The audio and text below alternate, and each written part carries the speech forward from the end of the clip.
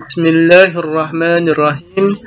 Assalamualaikum warahmatullahi wabarakatuh. Alhamdulillah teman-temanku semuanya, kelas 6. Kita masih bertemu di hari ini dalam pembelajaran PPKN. Semoga pembelajaran ini dapat kalian pahami dan dapat kalian implementasikan dalam kehidupan sehari-hari. Oke, baik teman-teman, sebelum kita memulai pembelajaran, kita berdoa terlebih dahulu. Baik teman-teman, wahid isnain salasa arba'ah. A'udzu billahi minasyaitonir rajim. Bismillahirrahmanirrahim. Raditu billahi rabba wa bil islami dinah wa bi Muhammadin nabiyya wa rasula. Rabbi zidni ilma warzu'ni fahma. Amin ya rabbal alamin. Baik teman-teman, alhamdulillah kita sudah berdoa. Kita lanjut ke slide berikutnya. Teman-teman, hari ini kita masih membahas tentang keberagaman. Tidak banyak yang Bapak sampaikan hari ini. Kalian simak baik-baik yang Bapak sampaikan dan dicatat jika diperlukan. Masih melanjutkan tentang keberagaman. Kali ini berkaitan dengan keberagaman pakaiannya, teman-teman. Bisa kalian lihat, kita di Indonesia ini ada 34 pakaian adat yang ada di Indonesia. Sebelumnya kita harus mengetahui apa itu pengertian dari pakaian, teman-teman. Busana atau pakaian daerah termasuk hasil dari teknologi. Pernah dibuat dengan menggunakan bahan baku dari alam sekitar. Busana daerah juga dibuat secara sederhana dengan teknologi tradisional. Namun demikian, produk yang dihasilkan mempunyai nilai budaya yang tinggi karena aspek keindahan motif yang mencerminkan ide atau gagasan asli masyarakatnya. Bisa kalian lihat bahwa pakaian adat yang ada di Indonesia, kita lihat di Jakarta pakaian adatnya. Nah, mencerminkan apa? Mencerminkan bahwa ada ide atau gagasan dari masyarakatnya. Bisa juga dilihat dari segi sumber dayanya yang ada di Jakarta. Bisa kita lihat juga pakaian adat yang ada di Papua. Terbuat dari apa pakaian tersebut? Karena memang banyak sekali sumber daya yang bisa dimanfaatkan untuk membuat pakaian. Baik teman-teman, selanjutnya. Nah, ini ada beberapa pakaian dan beberapa provinsi yang memiliki pakaian adat. Satu ada Provinsi Nanggroe Aceh Darussalam atau kita kenal dengan Provinsi Aceh.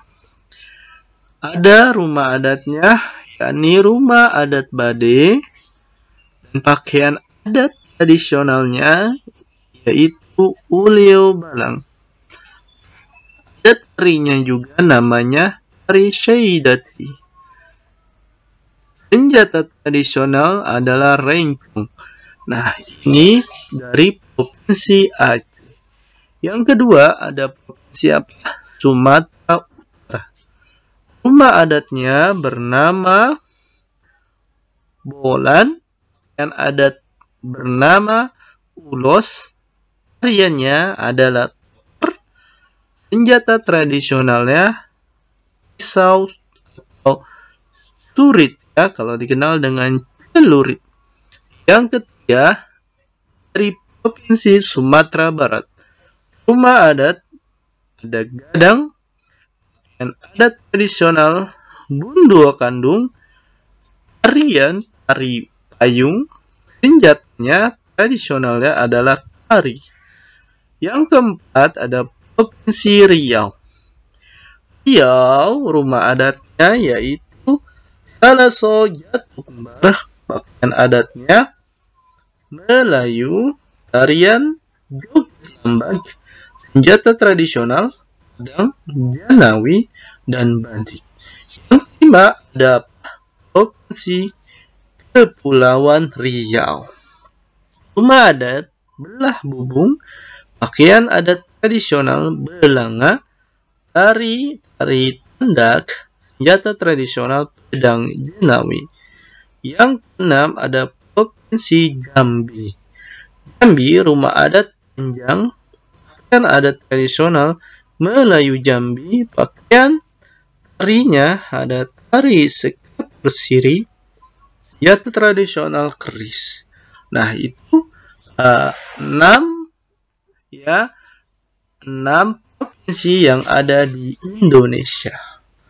Baik, teman-teman, kita lanjutkan. Nah, selanjutnya ada keberagaman senjata tradisional. Apa itu senjata? Senjata merupakan salah satu peralatan hidup. Senjata tradisional biasanya mempunyai fungsi dan kegunaan lebih dari satu atau kita sebut multifungsi, ya teman-teman. Misalnya, parang dalam berbagai bentuk dan jenisnya berfungsi bukan saja sebagai senjata, namun tapi juga sebagai alat rumah tangga, alat pertanian, dan perburuan. Beragam peralatan tradisional yang berwujud senjata dapat ditemukan di berbagai wilayah Nusantara. Kita bisa lihat ada parang, ada keris, kalau disebut dengan golok. Nah, ini berbeda fungsinya.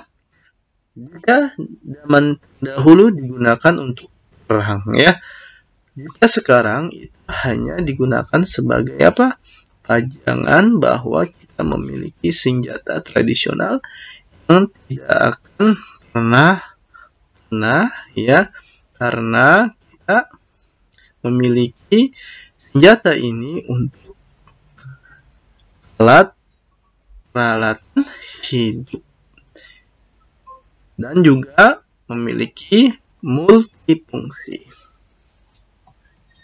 Nah, selanjutnya ada keberagaman adat istiadat. Itu adat istiadat, setiap daerah memiliki adat istiadat yang berbeda seperti yang terlihat pada upacara pernikahan, upacara kelahiran anak, upacara untuk orang yang meninggal, upacara untuk keselamatan lingkungan. Nah, ada beberapa contoh upacara adat yang dilakukan suku-suku di Nusantara. Kemarin kita sudah lihat beberapa 10 tradisi unik yang ada di Indonesia. Banyak diantaranya. Ada kebau-kebauan, ada juga adat istiadat suku Baduy, ada juga di Toraja. Kalian bisa melihat videonya. Nah, ini teman-teman. Yang pertama ada upacara pernikahan adat Jawa.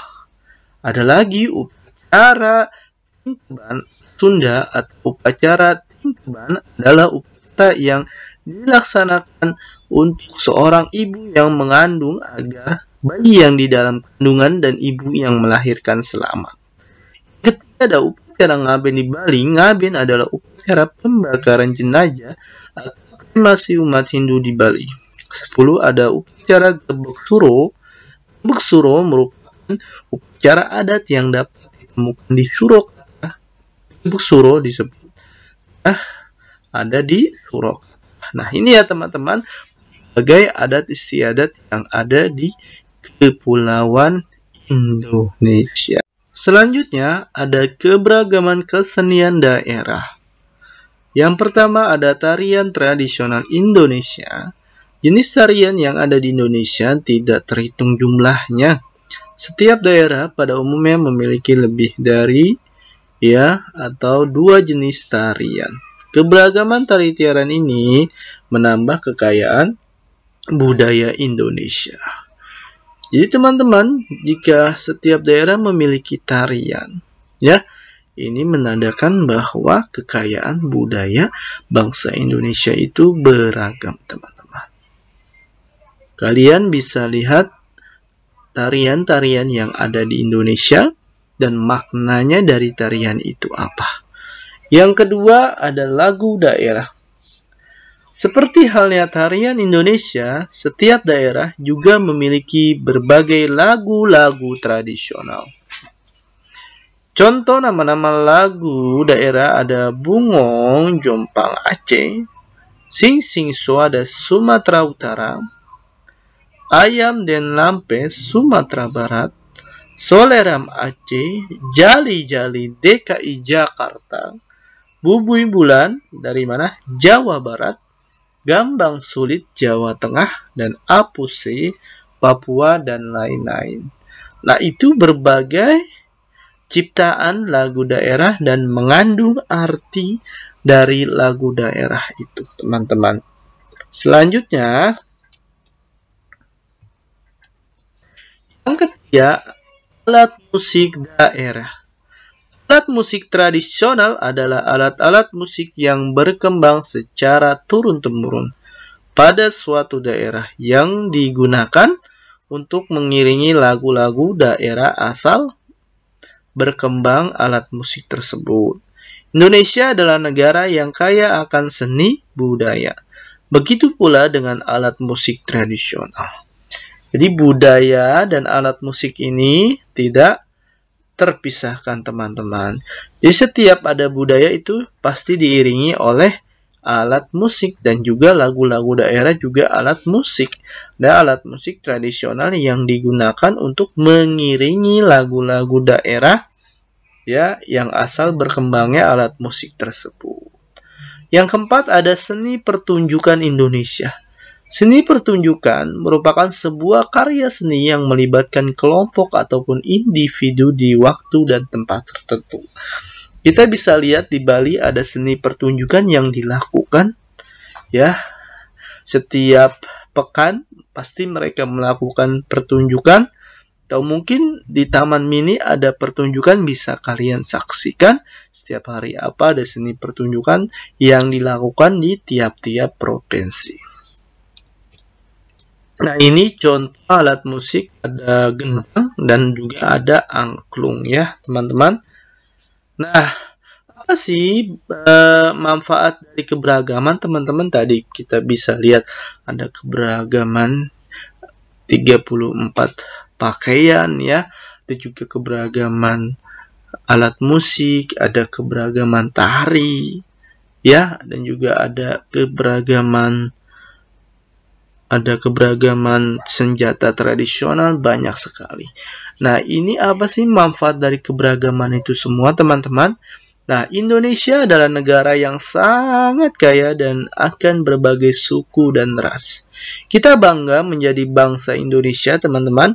Kebanggaan ini dapat diwujudkan dengan menghargai, dengan cara menghormati, dan menjunjung tinggi, mengapresiasi, dan melestarikan budaya yang kita miliki. Budaya yang kita miliki juga perlu diperkenalkan kepada negara-negara lain. Untuk apa? Dia semakin kenal dan menjadi daya tarik wisata. Jika kalian menyukai kebudayaan, yuk sama-sama kita perkenalkan menjadi apa? Menjadi daya tarik wisatawan. Banyak yang berkunjung, banyaknya wisatawan asing yang berkunjung ke negara kita tentu akan memberikan apa? Keuntungan, karena dapat menambah pendapatan negara. Pentingnya kita melestarikan kebudayaan yang ada di Indonesia. Turis-turis asing akan datang ke Indonesia untuk apa? Oh iya, di Indonesia ini banyak sekali budaya yang menarik. Makanya banyak sekali wisatawan yang datang ke Indonesia untuk melihat keberagaman yang ada di Indonesia. Apa sih manfaatnya dari keberagaman itu? Menjadi identitas negara di mata dunia. Kita punya identitas di mata dunia. Memperkaya kebudayaan nasional, mempererat persaudaraan, dapat dijadikan aset wisata yang menambah pendapatan negara, menciptakan lapangan kerja, menjadi ikon pariwisata yang dapat menarik wisatawan untuk menjunjung ke Indonesia, berkunjung ke Indonesia, dapat dijadikan sumber daya pengetahuan, dapat dijadikan sebagai media hiburan yang mendidik, menumbuhkan rasa nasionalisme, rasa memiliki dan menghargai. Nah, dampak negatif dari keberagaman antara lain: 1. Menumbuhkan iri hati dan kedengkian akibat adanya kesenjangan sosial. 2. Adanya hambatan pergaulan akibat perbedaan bahasa dan budaya. 3. Keberagaman suku bangsa mempersulit pemerintah untuk menetapkan kebijakan pembangunan. 4. Terhambatnya partisipasi masyarakat dalam kegiatan pembangunan karena apa? Keberagaman sikap mental yang dimiliki. Nah, ini 4 dampak negatif jika kita ada kesukaan kita terhadap keberagaman. Nah, apalagi berikut adalah sikap-sikap yang perlu dikembangkan dalam keberagaman. Nah, kalian harus menghindari sikap egois, teman-teman. Ya, hanya mementingkan diri sendiri. Lebih membuka diri terhadap pendapat dan pandangan orang lain, menjunjung tinggi nilai-nilai kemanusiaan, bersikap adil dan tidak membeda-bedakan satu sama lain, dan berusaha mengenal dan belajar budaya daerah lain. Nah, ini penting ya, teman-teman harus memiliki 5 sikap jika kita berada atau kita memiliki jiwa keberagaman.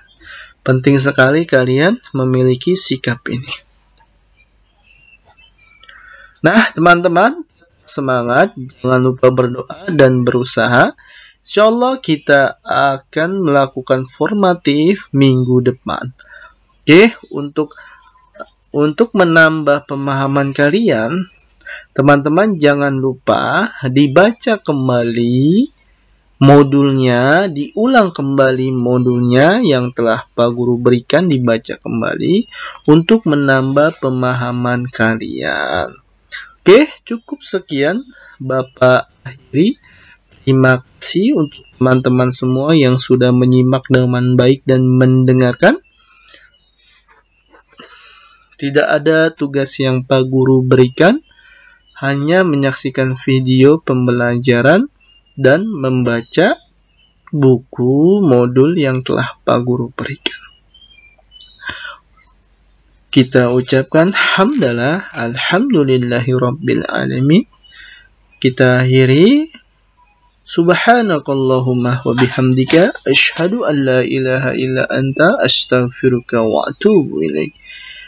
Terima kasih teman-teman. Wassalamualaikum warahmatullahi wabarakatuh.